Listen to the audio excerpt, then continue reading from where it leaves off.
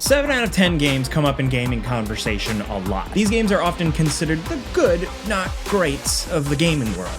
Sometimes a game may just not be the most memorable, but it's fun. Or maybe it has a ton of flaws, but with some really good ideas underneath.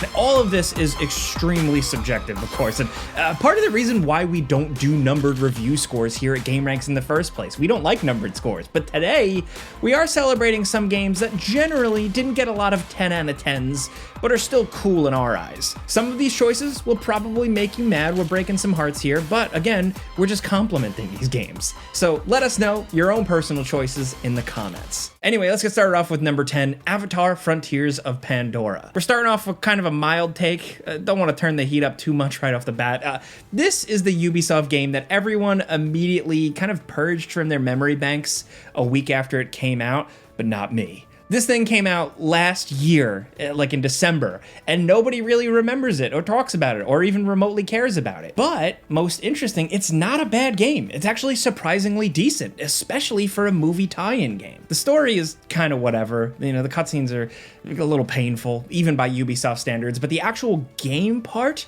is really fun. The mission they set out to do, make an Avatar first-person game, explore, be a part of a Na'vi tribe, do all that stuff, they nailed it. At this point, Ubisoft can make these kinds of open world games in their sleep, and Frontiers of Pandora isn't doing anything all that remarkable in a design sense, but the graphics are really good, and that goes a long way helping with just the feel of Pandora and the idea of buying a game to live in this world. They nail that. These environments are beautiful to explore, and it's just fun how powerful you are in comparison to the regular human soldiers you fight. You know, the power fantasy of being this big blue alien works. You can spear dudes hardcore. In general, the game also performs well and isn't that buggy. At the end of the day, this is still really Far Cry on Pandora. You know, only they updated those vines you climb, which I'm pretty sure haven't changed since like Far Cry 3.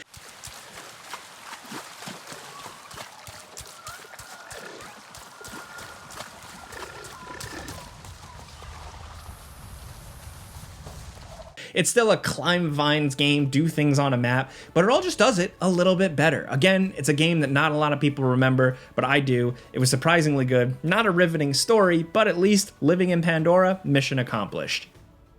Next, over at number 9, we're coming in with a much hotter one, Horizon Forbidden West.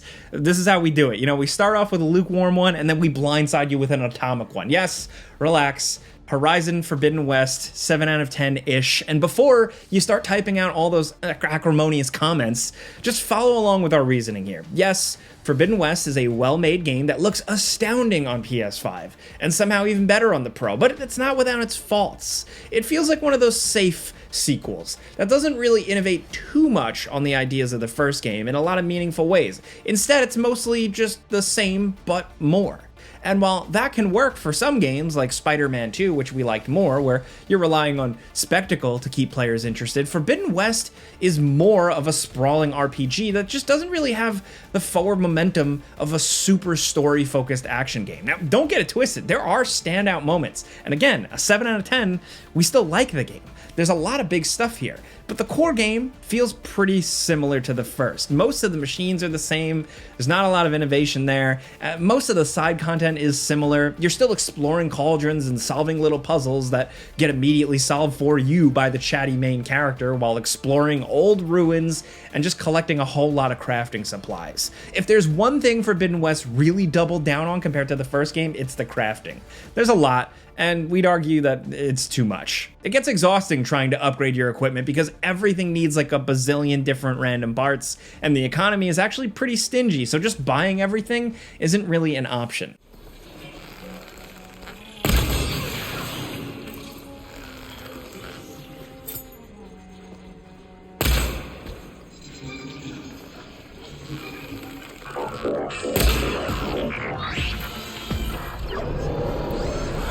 Won't fire without ammo loaded.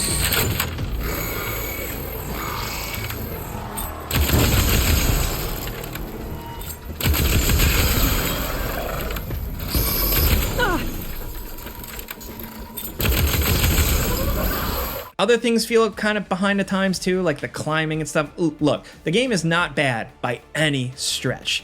and we liked it. We said it in our video. But in a lot of ways, it's just not that necessary evolution that Zero Dawn needed. You're still mostly using the same tools and the same tricks to whack at the same types of machines in similar environments. It just looks way better and it's way bigger. I know a lot of you are still gonna disagree with us, and to be honest, making this list on the gameranx team, I didn't pick this one, okay, so don't shoot the messenger here, but like, the game is considered for some like a 7 out of 10, a good game that just has too many little flaws that hold it back.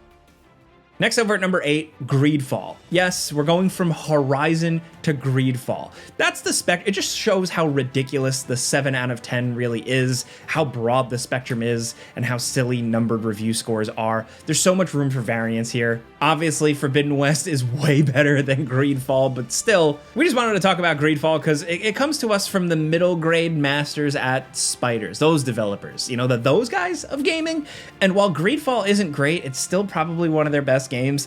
The main thing this game has going for it is the settings, which is actually pretty intriguing. It's set in this fantasy world, but rather than the usual medieval dressing, it's actually pre-industrial revolution. The game is mostly set on this remote island colony full of opportunities, and evil imperialists versus natives and stuff, but it's all fantasy, so it removes some of the weirdness inherent in those kinds of stories set in the real world. Bit of poison on my blades, and let's go!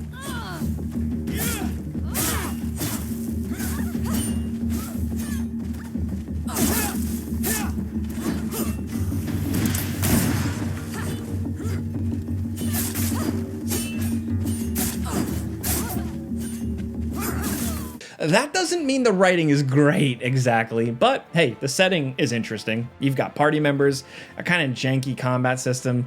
It's a full-blown RPG at a smaller scale. There's not a lot of filler and boring open world stuff. It's one of those games where you're mostly just doing side quests to pad out the time. And if you're trying to play the game normally, then you're probably gonna get sleepy. This is a prime podcast game or like a second screen experience, because otherwise Greedfall is a cure for insomnia.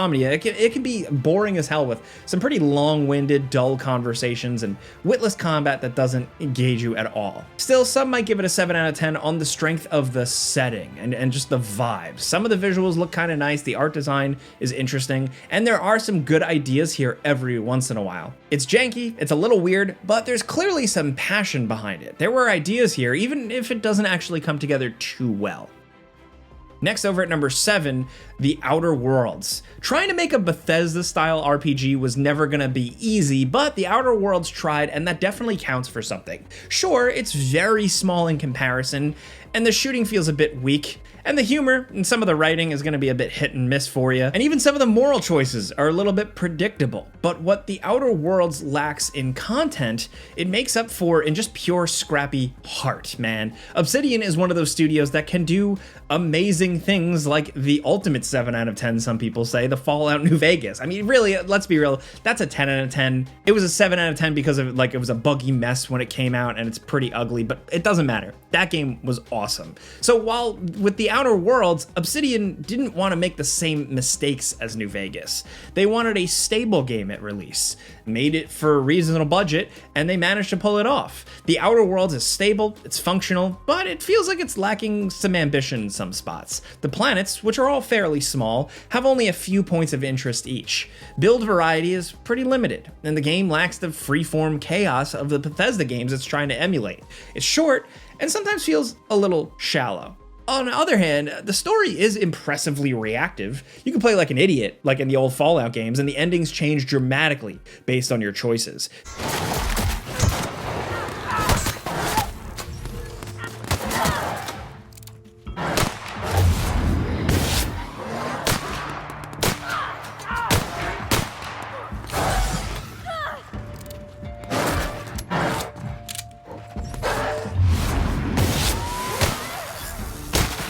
It's a game that feels like the first in a series. That first game that's okay to test the water, and then the devs, take what they learned, making the first one to really knock it out of the park for a sequel. It is kind of refreshing to get a Bethesda-style RPG experience that isn't going to take you a bazillion hours to finish and is not made by Bethesda. Also, if there's one thing we would recommend, it is the DLCs.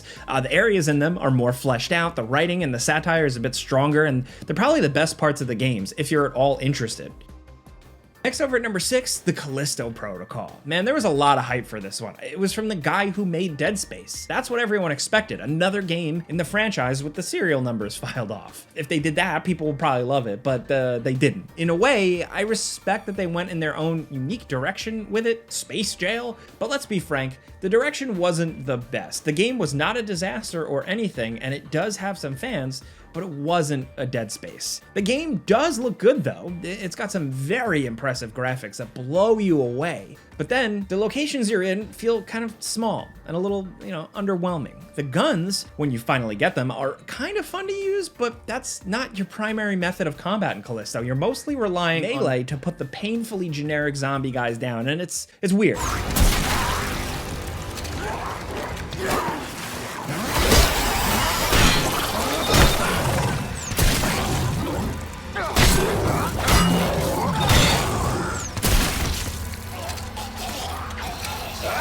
You dodge by stepping left and right, and it's like a very awkward and janky system that never feels quite right and feels more like a quick time event. They really should have just stuck with a standard dodge button instead of this idea. It looks cool, but it's not always the most fun to play. It's very give and take, rinse, repeat, exchangey. What's supposed to be a horror game feels more like kind of an unusual beat 'em up. You just walk ahead, you walk straight, you beat up some monsters, and rinse and repeat.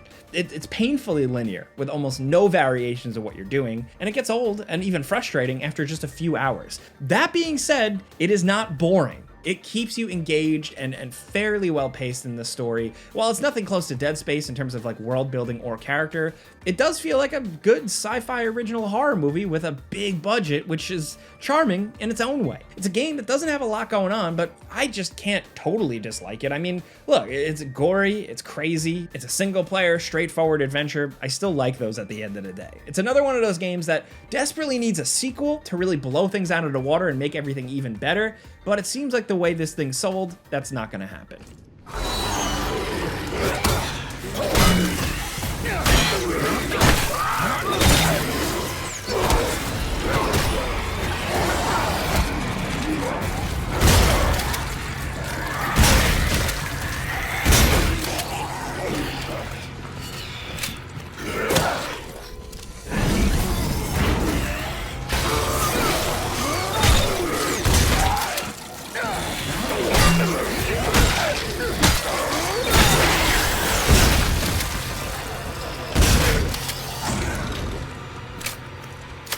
Next over at number 5, Kena Bridge of Spirits. This is one of those games that just like wears its influences so blatantly that it struggles to kind of get out of those games' shadows. This kid-friendly action platformer has shades of Ghibli, Dark Souls, and Pikmin, and somehow it makes it work. It's not the longest game, and it's not always the most exciting, but it's a good little adventure, and there's some real ambition here that mostly works. There are two major elements to the gameplay. The combat, which is a little bit more forgiving than your average action-adventure RPG, but actually gets pretty freaking tough by the end. There's some tough bosses.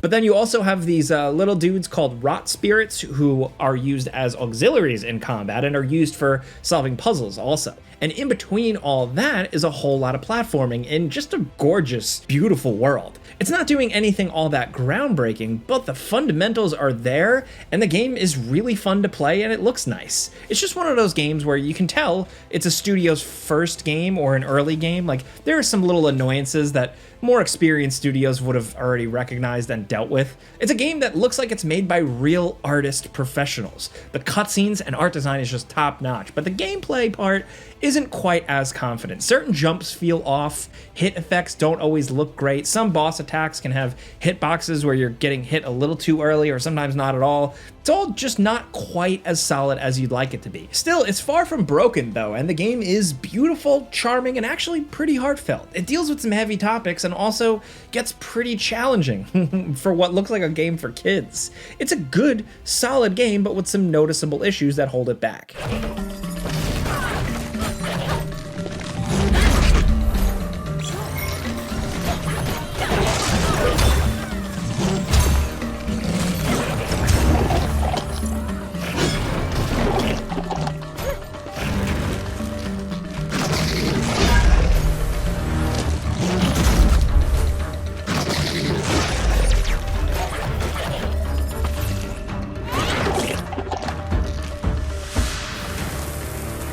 Now over at number 4, with Tango Gameworks back technically, I think now is the time to acknowledge that their follow-up to The Evil Within 2 here, Ghostwire Tokyo, just wasn't quite as strong. They clearly know and understand horror and cool spooky stuff, but this is a different beast.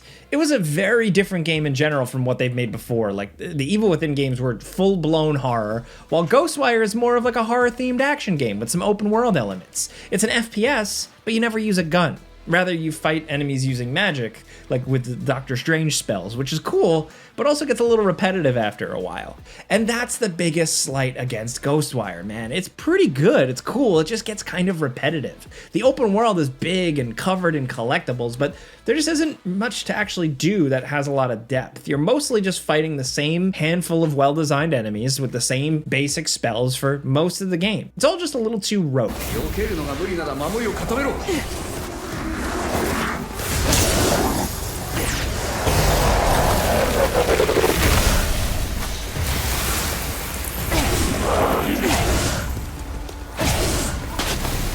You know, the main missions are solid, and there are some intriguing and interesting side quests, but like the open world portion of the game, that is just like a little too bloated. It gets in the way of more of the fun parts. What Ghostwire Tokyo does have is style. It's just a very unique game, and some sequences and boss fights are really cool and visually over the top and creative. It's an amazing looking game, and the details are spot on. The city they built here is amazing, and honestly, in a lot of aspects, the presentation is fantastic, but the gameplay just feels a little bit too simple, too basic to keep up. They at least improved on combat with some later updates, adding new abilities and enemies in the game to spice things up. Along with that, they also added in some new missions that are some of the best parts of the game now. With all those updates and stuff, the game is way better, but it's still just kind of got those 7 out of 10 vibes.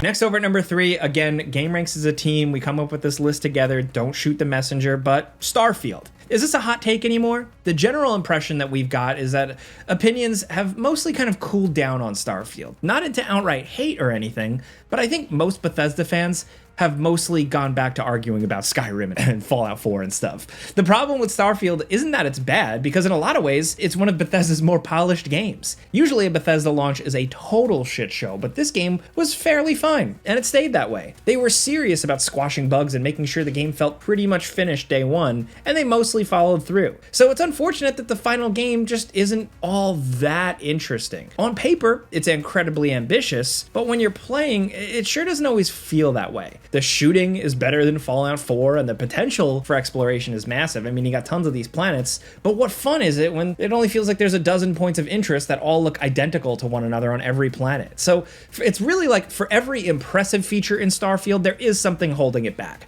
There are tons of planets to explore, but there's nothing really very interesting to find. There's awesome shipbuilding and there's space combat, but the space combat feels kind of simple. They brought back shouts from Skyrim, but this time it's space magic. Cool.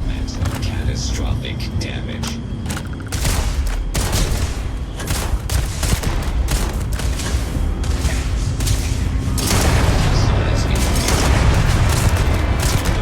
System failure. But to get them, you have to do the same kind of boring touch the glowing lights mini game to unlock them. All these temples are kind of the same. Getting all the powers is pretty tedious, and the world building feels very thinly sketched. Every faction has like one major incident that they reference and one defining trait, so a lot of that is dull. Still, like I said, the shipbuilding is cool, the shooting feels good, and some of the quest lines are fun. There are some interesting character moments, and even if the factions themselves aren't always the most interesting, I just like the faction stuff in general. Look, there's an undeniable joy in exploring the universe, even if a lot of it is a facade and there's not as much going on as you'd hoped.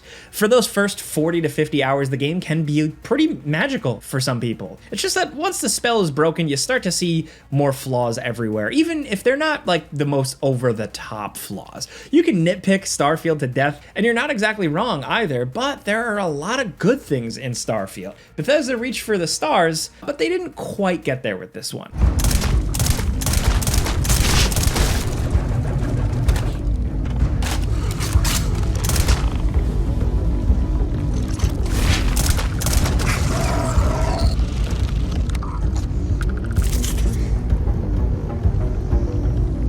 Now at number 2, after the last Far Cry game went in kind of a different direction, it feels like Far Cry 6 was supposed to be a return to form. But what it actually did was sand off all the rough edges to make something pretty safe and digestible, but ultimately kind of forgettable. This is easily the safest Far Cry game. It doesn't take the weird swings of previous games and mostly sticks to the standard open world game format. Sure, it's got the customary charismatic bad guy, but now you got a whole country as your playground rather than just a small island. Everything about the game is pretty solid. There's some fun, the mission design is mostly good, the shooting is what we've come to expect from these games, but there's kind of like a bigger scale with the city and full-blown military bases and castles rather than just shacks, but it ultimately just feels like a lot of set dressing. It's just another Far Cry, but with some annoying changes that might make the game worse for some people. For whatever reason, they really want to have health bars over the heads of bad guys. There are guys with armor and guys without armor, and if you're playing solo, then you pretty much have to always have one armor-piercing weapon and one regular weapon to play the game. Otherwise, dealing with the armored guys is kind of frustrating as hell.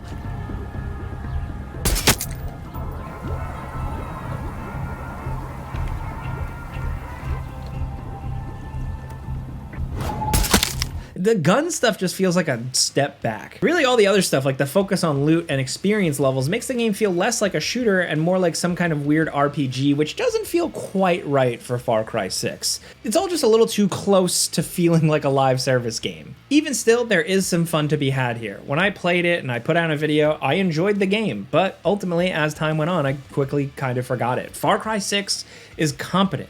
It doesn't do anything too unexpected. It's not off-putting or anything. It's just a safe sequel. But with like a lot of series, at game 6 in the series, actually more like 8 or 9, depending on what games count, that's just not enough anymore. The innovations they did like go with like the enemy health bars and stuff just kind of made the game worse.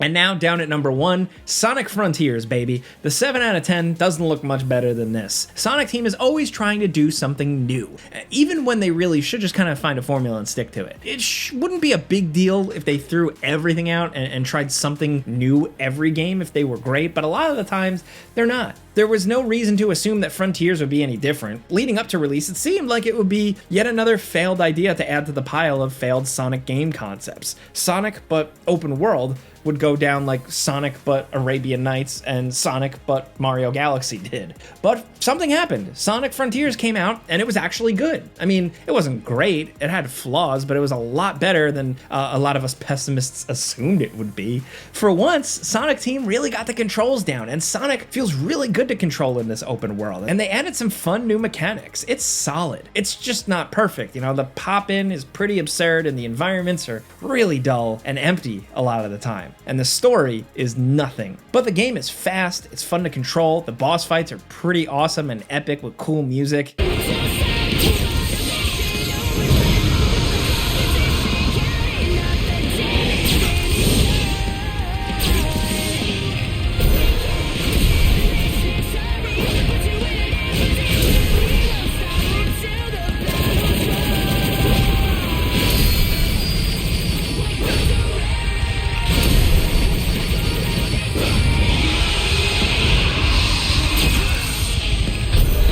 Look, this is one case where we're begging you, Sega, don't throw out all your work again. Just make Sonic Frontiers 2. It could be so much more awesome. That's all you gotta do. Just iron out the kinks on this one, make the levels more interesting visually, better enemy design, more encounter, like just polish everything up you could, and then you might have a classic on your hands.